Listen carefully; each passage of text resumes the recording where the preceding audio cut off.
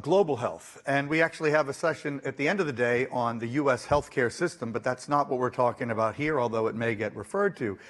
So what's the situation in terms of global health? Well, first of all, a shocking number of people still die of preventable causes. Non-communicable diseases are exploding globally, things like obesity, et cetera, mental disease, et cetera. The U.S., at the same time, a country that has so often tried to disseminate positive change in other arenas, is turning inward. But we do know, and we do have an evolving belief, taxonomy and in the world, I think, at large, that the concept of human rights includes the right to health care. So those are some of the things that will sort of be foundational for this next discussion. And we're going to start with Vyomesh Joshi, who is known as VJ, a very good friend of ours and mine, who is currently CEO of 3D Systems, which is a major 3D printing technology company, and formerly was the head of the printer division at HP, which I think was about an $18 billion business at the time. So he is a major business leader who's embarked on a new project in the last year or so, 2 years. So Vijay, come out and tell us what you're learning and how it relates to global health. Hey, David. Good to have you. First of all, what I want to just say that by 2019, 10% of all people living in developed countries will be using a 3D printed device, which will be either on or inside their body. When you think about that, that means it's already an inflection point, and this industry is going to continue to grow. The interesting part about this is there are three categories where they'll be growing. The first one will be a volume product. This is not just customized product, but if you think about a hip cup where there are different 4 porous shapes that you need in one device, you could do the 3D printing. Conventional process will be expensive. This you could do it. The second part is personalized, meaning if you think about patient-specific devices like hearing aids or the aligner, the Visalign, this is all 3D printed. And the third one, the most interesting one, is patient-specific surgical planning. So let me talk about these three devices one by one.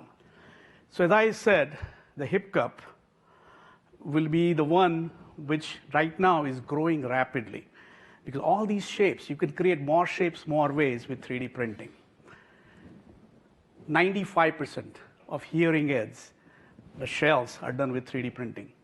220,000 aligners are printed right now. So it's a volume production on 3D printers.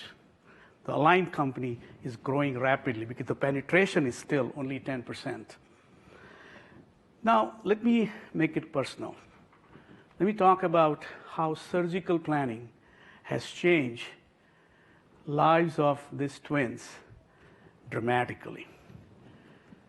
If you look at the surgical planning, the workflow, it's about digitization, simulation, design, manufacture, then you make sure that you inspect and then actually take it to the operating room.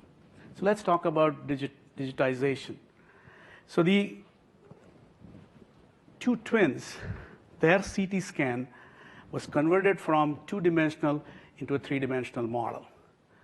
Then our team in Denver worked with the surgeons to figure out the planning that we need to do that surgery and where you will be making those cuts so that it'll be accurate and you will be able to create the templates, the model, and actually the guide to perform the surgery. The next step is the design. So our designers work with the surgeons to actually design those templates, the model. The model is, for example, this is the model of the brain that you will not be able to do that during the surgery. So you could train the surgeons in making that happen. The next step will be manufacturing these things on the 3D printing technology, including the templates, including the models. And once you manufacture that, now you need to inspect that it is accurate.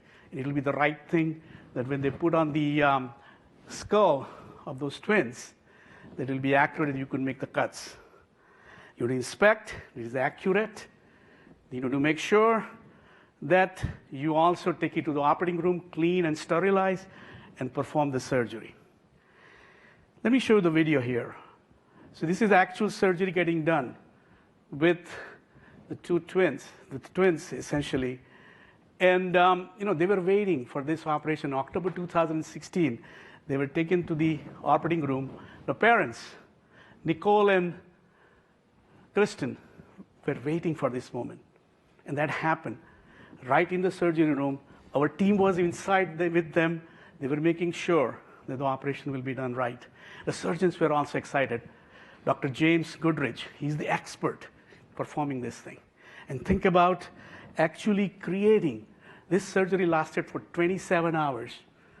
And that all using this technology, which couldn't have been possible if 3D printing, simulation, the work that we did, design work we did, and they were separated.